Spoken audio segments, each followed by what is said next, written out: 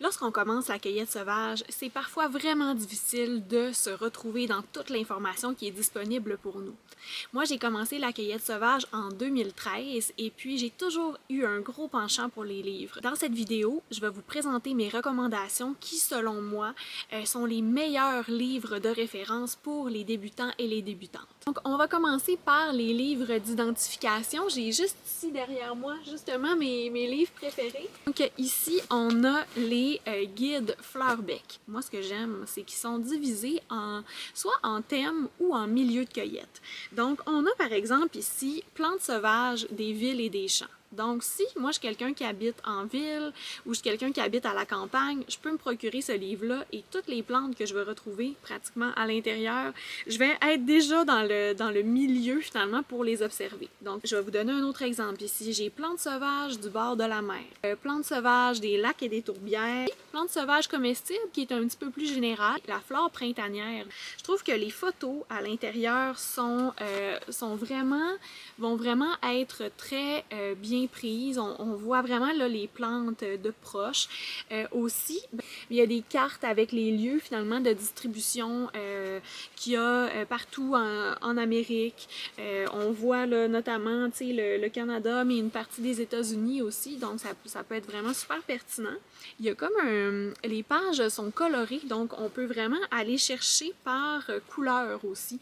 Donc si je vois, mettons, une petite fleur jaune, je suis dehors, je vois une fleur jaune, bien là je vais dans la section jaune, je peux tout simplement venir feuilleter la section, puis il y a de très très bonnes chances que je tombe sur la plante. Le jargon qui est utilisé, c'est plus un jargon assez botanique, mais qui est quand même accessible. Dans chacun des livres, au tout début, là, il y a un petit glossaire donc qui va vous expliquer et retrouver toutes les mots, on va dire, plus de jargon botanique dans le glossaire.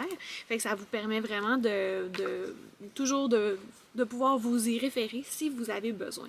Donc, c'est vraiment mon gros coup de cœur. Donc, maintenant, on tombe dans les livres d'information. J'en ai choisi deux. Vous aurez sûrement reconnu celui-ci, Forêt de Gourmet Sauvage, qui a été écrit par Ariane et Gérald Legal. Donc, Gourmet Sauvage qui est très populaire au Québec. Pour vous inspirer, là, franchement, là, je dirais c'est de la haute inspiration. C'est le fun parce que au lieu d'avoir des photos directement, on a comme des dessins. C'est sûr et certain que pour l'identification, ces dessins-là, c'est pas qu'est-ce qu'il y a de mieux.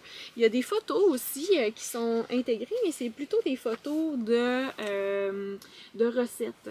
Donc, moi, je conseille vraiment ce livre-là en accompagnement avec un autre livre d'identification. Il y a des petits segments aussi qui sont un peu de style storytelling. Franchement, pour s'inspirer niveau culinaire, niveau recette, là, ce livre-là, c'est vraiment excellent. Donc, je vous le conseille beaucoup.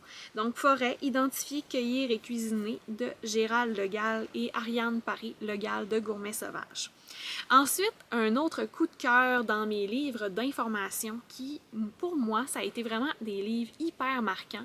Et c'est les livres Secrets de plantes de Fabien Girard. Il y en a deux ici. C'est un livre qui m'a énormément marqué. Chaque plante qui est présentée, en fait, premièrement, il y a des super belles photos. On peut quand même bien identifier les plantes. Mais Fabien Girard, là, c'est quelqu'un du Lac-Saint-Jean.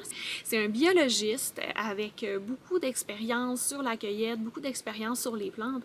Et ce livre-là a un peu la mission de nous montrer c'est quoi les secrets finalement que cachent un peu les plantes qu'on côtoie là, de façon régulière.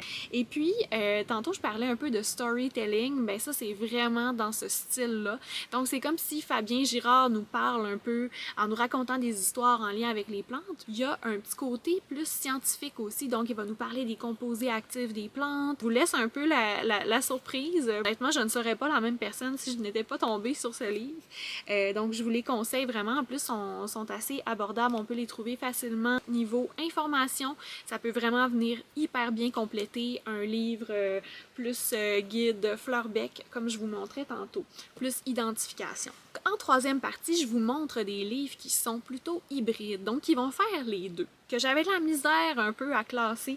C'est pas des livres strictement informatifs, c'est pas des livres strictement d'identification, donc ils vont remplir un peu les deux fonctions. C'est comme un bon compromis. Dans les livres hybrides, j'en ai deux à vous conseiller. Donc le premier, c'est Cueillir la forêt. C'est comme le bébé de du livre forêt ici. Eh bien, on va retrouver, je dirais que c'est à peu près exactement la même information qu'il y a dans l'autre livre, mais plus distillée. Il n'y a pas les recettes et on focus vraiment sur l'identification. Au lieu d'avoir pas des dessins, mais on a vraiment des photos. Fait que les photos, là, écoutez, là, sont tellement belles, sont magnifiques. Franchement, là, c'est un format aussi un petit peu plus compact. Il reste quand même assez épais. Il est quand même assez lourd. Si vous aimez voyager un petit peu plus léger, c'est sûr, celui-là, il est un petit peu lourd à mon goût, mais franchement, ça vaut le coup de le traîner avec soi dans son sac à dos quand on part en randonnée. Donc le dernier livre, et non le moindre, c'est Laurence Burton, Un goût de forêt. Donc ce livre-là, franchement, c'est un gros coup de cœur. Moi, je l'aime beaucoup parce qu'il va répondre à la fonction à la fois d'identification, d'inspiration et aussi tout un beau côté sur les précautions à prendre avec les plantes, comment faire la cueillette éco-responsable. Donc chaque section est vraiment bien, chaque plante est vraiment bien développée en différentes sections. Vous avez des super belles photos qui sont à la fois super bonnes pour l'identification, mais aussi qui nous donnent de l'inspiration. Là, vous voyez ici, il y a un petit drink fait avec la matricaire. On voit aussi souvent une main à côté d'une plante. Ça nous donne une idée de grandeur, donc on comprend un petit peu mieux les proportions finalement des plantes. Au niveau des images, c'est vraiment super. Et puis, ce que j'aime dans ce livre-là, c'est qu'il y a un côté qui est très cueillette éco-responsable. Par exemple, ici, je suis sur la page de la fougère à l'autruche, qui est communément appelée la tête de violon. Bien, on nous parle de son statut au Québec. On nous parle de sa régénération. Donc, comment la plante, elle se régénère? C'est quoi? Est-ce que c'est une espèce qui, en ce moment, faut faire attention au niveau de la cueillette? On en sait plus un peu sur le cycle de vie, la régénération de la plante. Il y a aussi un beau côté qui est en mode mise en garde. C'est quoi que cette plante-là pourrait potentiellement avoir comme danger si, mettons, exemple, Puis là, je parle pas juste de la fougère à l'autruche, de la mateusie.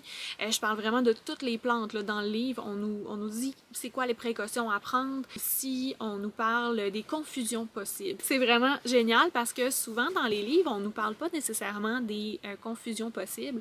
Et puis, c'est important de savoir avec quelle plante on peut la mélanger, surtout pour celles qui sont toxique, évidemment. Donc, franchement, c'est vraiment un excellent travail. En plus, vous voyez, il n'est pas trop épais, il n'est pas lourd non plus. Vous avez même une petite règle ici à l'arrière, là, sur le côté, qui vous permet de mesurer. Fait qu'il se transporte super bien dans un sac à dos. N'oubliez pas que je vous mets toute la bibliographie dans les commentaires de la vidéo. Sachez que ça, c'est vraiment mon opinion personnelle. Ça veut pas dire que c'est parce que j'ai conseillé ces livres-là qu'il y a juste ceux-là qui sont les meilleurs. Donc peut-être ça peut changer aussi au niveau des goûts de chacun. Mais je serais vraiment intéressée à savoir c'est quoi votre meilleure recommandation. Vous pouvez me laisser ça en commentaire sur la vidéo. Et puis, je vous invite à liker la vidéo, à partager aussi si vous en avez envie, puis à vous abonner à notre chaîne. Et c'est ça, essayez de partager le plus possible toute la belle information qu'on met disponible pour les cueilleurs et cueilleuses du Québec. Pour ceux et celles qui ne me connaissent pas encore, moi c'est Roxane de l'Achillée. L'Achillée, c'est une entreprise qui est basée au Saguenay. On fait de la cueillette sauvage majoritairement et on fait aussi de la culture de plantes aromatiques et médicinales. Avec toutes les belles cueillettes qu'on fait pendant l'été, on offre des tisanes, des beaux mélanges de tisanes hyper originales et on fait aussi des produits pour le corps. Et depuis quelques années déjà, on offre des ateliers de cueillette sauvage, donc sous le thème de la cueillette sauvage. On offre des ateliers en présentiel pendant l'été, au printemps, et aussi on offre des options à faire à son rythme en format virtuel. Donc je vous conseille d'aller voir sur notre site web, je vais vous mettre le lien juste en description pour aller voir toutes nos offres qui sont disponibles. Donc je vous souhaite une super bonne journée, puis je vous dis à bientôt!